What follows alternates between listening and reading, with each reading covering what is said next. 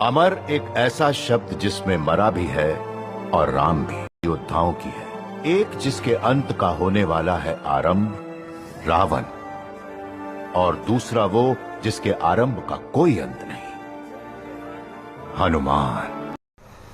तो हेलो दोस्तों, welcome to today's video. तो दोस्तों आज की इस वीडियो में मैं लेजेंड ऑफ हनुमान सीज़न 1 को एक्सप्लेन करने वाला हूं। तो दोस्तों लेजेंड ऑफ हनुमान सीज़न 1 और एपिसोड 1 की लिंक मैंने डिस्क्रिप्शन पे दे दी है, तो आप वहां से डायरेक्ट जाके देख सकते हो। कोई थर्ड पार्टी ऐप की ज़रूरत नहीं पड़ेगी आपको।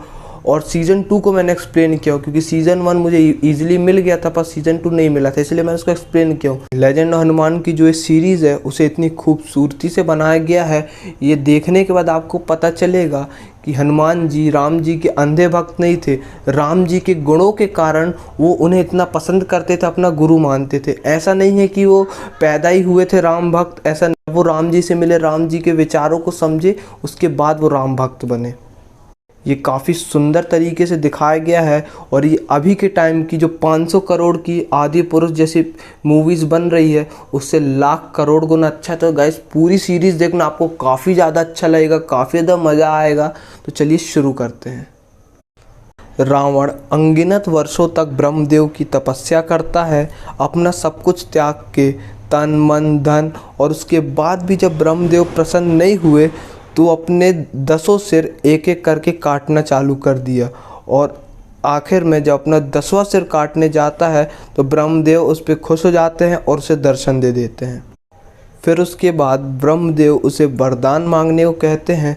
तो रावण का बस एक ही सपना था कि उसे अमरता चाहिए, पर ब्रह्मदेव उसे देने से मना कर देते हैं।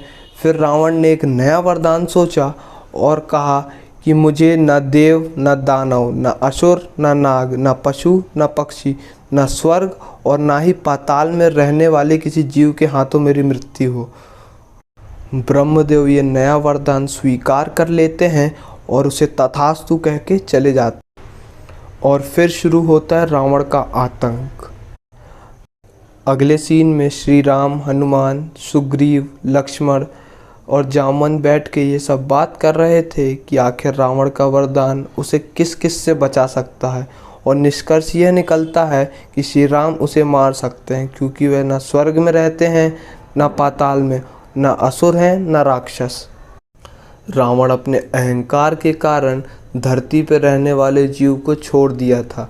और उसके बाद वह लोग सुग्रीव के भाई बाली को उसके राज्य में चुनौती देने जाते हैं, क्योंकि उसको मारने के बाद ही सुग्रीव को उसका राजपाट मिलेगा और वानर सेना के साथ लंका पे आक्रमण कर पाएंगे।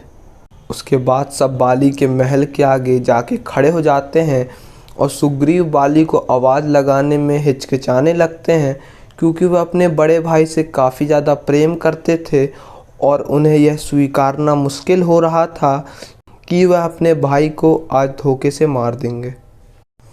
और जब कुछ देर हो जाती है, लक्ष्मण सुग्रीव को कहते हैं बाली ने पूरे किष्किंधा राज्य को कैद खाना बना दिया है, जीता जागता नर्क बना दिया है। इसकी जगह मैं हो ऐसे नाग के फन को पैरों से कुचल के मार देना चाहिए। यह बात सुन के सुग्रीव काफ़ी ज़्यादा क्रोधित हो जाते हैं और लक्ष्मण को कहते हैं अपने शब्दों को लगाम दो लक्ष्मण, बाली अभी भी मेरा भाई है। फिर श्री राम दोनों के बीच लक्ष्मण को समझाते हुए कहते हैं कि ये इसी तरह है लक्ष्मण कि अगर कोई तुम्हें मुझे मारने को कह दे। लक्ष्मण कहते हैं भैया आपने ऐसा सोच भी कैसे लिया, मैं यह तो अपने सपने में भी नहीं सोच सकता। फिर श्री राम लक्ष्मण को समझाते हुए कहते हैं कि एक समय ऐसा था कि सुग्रीव और बाली में भी हमारे जितना ही प्रेम था, पर ताकत के घमंड में आके बाली अपना कर्तव्य भूल चुका है और भटका हुआ राजा कभी अपने प्रजा का भला नहीं कर सकता। बाली के महल के आगे जाके उसे चुनौती देने लगते हैं और कहते हैं बाली बाली कहाँ हो तुम, मेरे सामने आओ, क्यों छुप कर बैठे हो, डर गए क्या? लगता है तुमने अपनी माँ का दूध नहीं पिया, और पिया है तो मेरे सामने आओ। आवाज़ सुनने के बाद बाली का बेटा अंगद आता है और सुग्रीव को बोलता है आप यहाँ क्यों आए, आपको तो राज्य से निकाल दिया गया है। सुग्रीव कहता है मैं तुम्हारे पिता को चुनौती देने आया हूँ। फिर अंगद कहता है मालूम है ना, बाली जिससे भी लड़ता है उसकी आधी शक्ति बाली में आ जाती है, जिसकी वजह से बाली आसानी से जीत जाता है।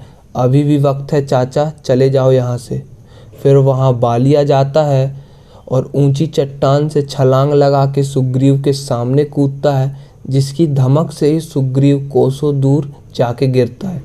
फिर बाली बोलता है कि तू निकल ही आया अपने बिल से, अब तुझे मुझसे कौन बचाएगा।